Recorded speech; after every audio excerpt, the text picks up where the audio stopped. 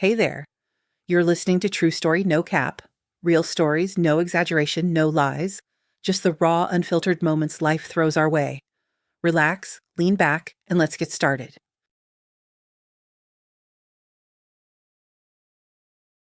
Arthur, having crossed the 70-year mark, realized his days were numbered. An incurable ailment relentlessly counted down the remaining time. He was a very wealthy man with roots in a noble family. His grandfather, who once owned an estate, did not limit himself to an idle existence. He took up shipbuilding, achieved significant success in this business, and amassed a substantial fortune. During tumultuous times, he lost everything, but he did not lose his entrepreneurial spirit. Moving to Europe, he continued building ships and became a millionaire again. Arthur's father, concealing his origins, dedicated himself to science, becoming a historian and university lecturer. His mother was a musician in an orchestra. In such a cultural atmosphere, the boy received an excellent education and upbringing. Arthur himself initially worked as an engineer. In the 90s, having lost his job, he started a business from scratch. Relying on natural honesty and business acumen, he succeeded in construction, opened a chain of hotels and restaurants in various cities, and also engaged in real estate rentals. He couldn't stand dishonest businessmen and profiteers. In business, he relied only on trustworthy partners and never deceived those who trusted him. Thus, he managed not only to amass an impressive fortune, but also to earn respect among influential people. That day, he dismissed his personal driver, deciding to walk home and breathe in the evening air. His heart squeezed anxiously, breathing became increasingly difficult, but the fresh air of the street brought no relief. Suddenly, a sharp pain pierced his chest, he sank to the ground and lost consciousness. David was returning from another side job. His main salary was desperately insufficient, and he had recently taken a job as a porter at a small hotel near the station. They didn't pay much there, but tips from clients at least somewhat supplemented the meager family budget. David was 30, and he already had 3 children. The youngest, Lily, was born with cerebral palsy, and her treatment and rehabilitation required constant expenses. He came home exhausted, had dinner, and went straight to bed, leaving all the childcare worries to his wife, Sarah. He loved his quiet wife very much.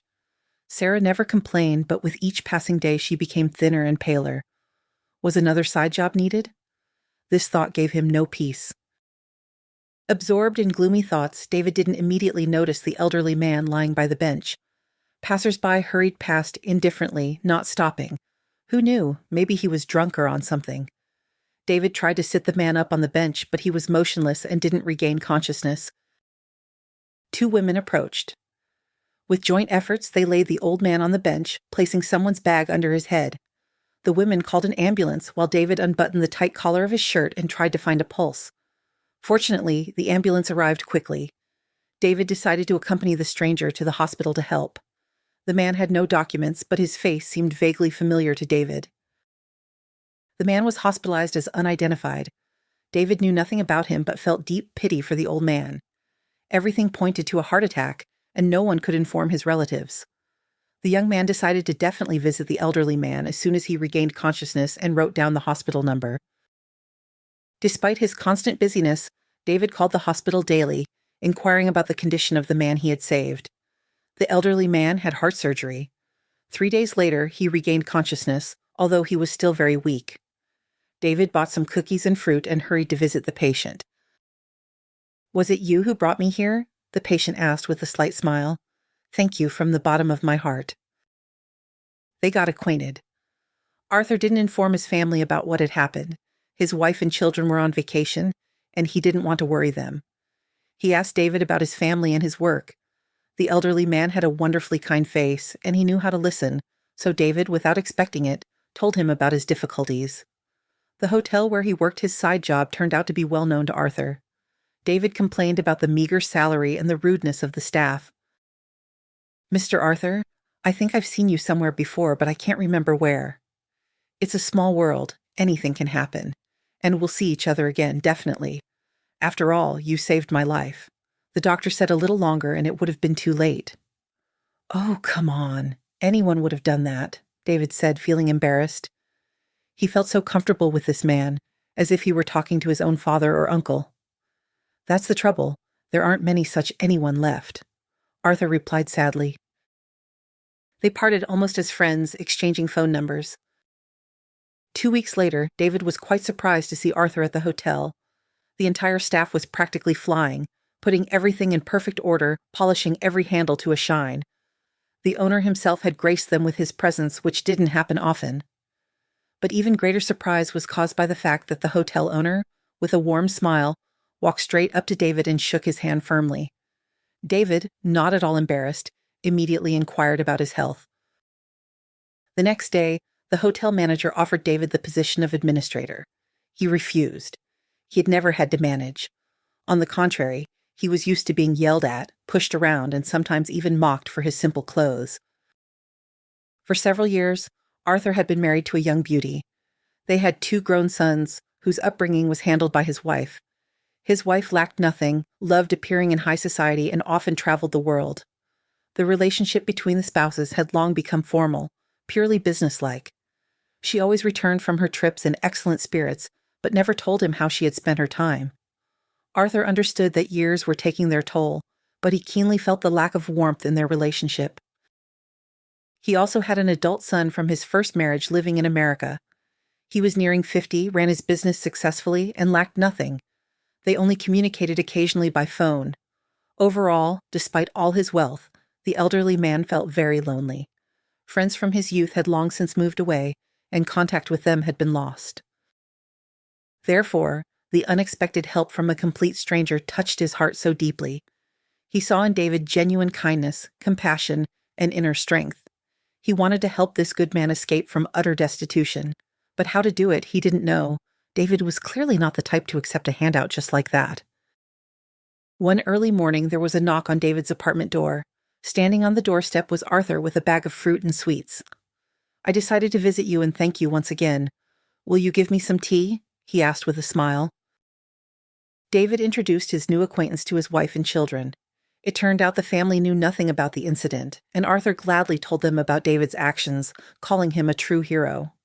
Sarah, not hiding her pride, said that her husband simply couldn't pass by someone else's misfortune.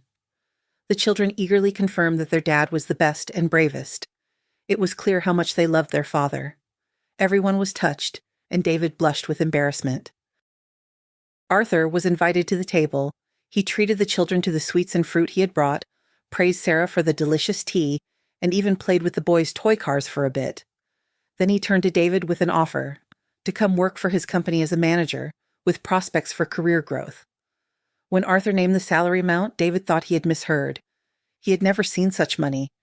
It felt awkward to refuse, and he agreed, although in his heart he didn't believe it was all really happening. As he was leaving, the guest handed David a business card already at the door.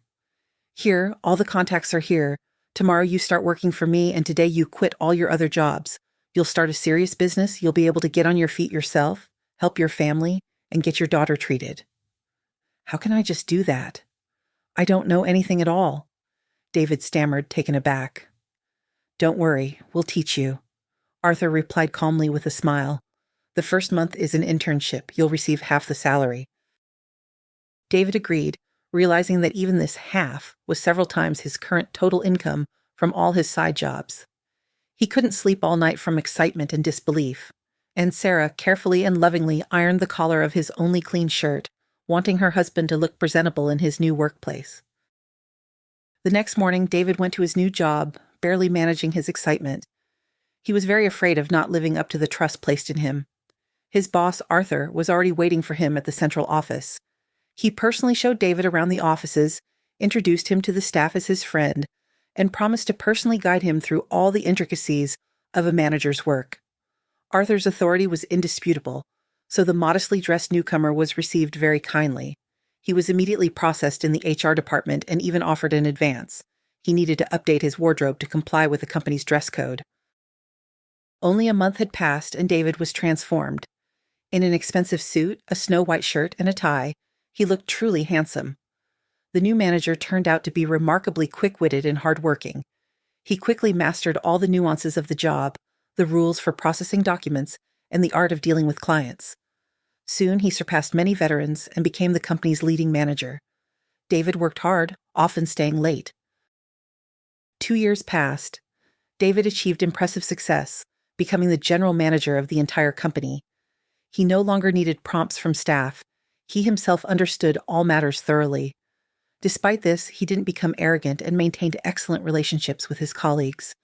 He developed warm, almost familial relationships with his boss. They often visited each other, and their children, who were roughly the same age, became friends. Arthur fully trusted David, treating him like a son. David's family life changed dramatically. He bought a car, acquired a spacious apartment near work, and hired a nanny to help Sarah with the children. Most importantly, little Lily received the necessary treatment and rehabilitation. Her illness gradually receded, and the girl could already walk by herself. Her parents were overjoyed and endlessly grateful to their benefactor.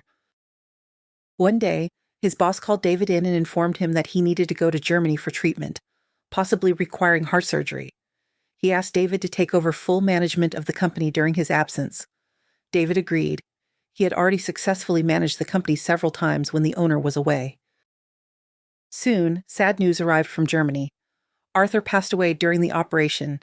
David made all the necessary arrangements and, feeling devastated, went home. Tears involuntarily streamed down his face. Sarah also cried, and after her, Lily, who had grown very fond of Grandpa. Anxiety mingled with the grief. What would the heirs do with the company? Most likely, he would have to say goodbye to the job that had become such an important part of his life. A few days later, David was unexpectedly summoned by the notary for the reading of the will.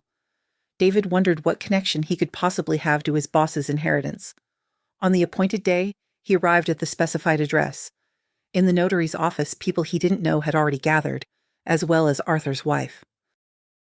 From the read will, it followed that the apartment, country house, and a significant part of the capital went to his wife and sons.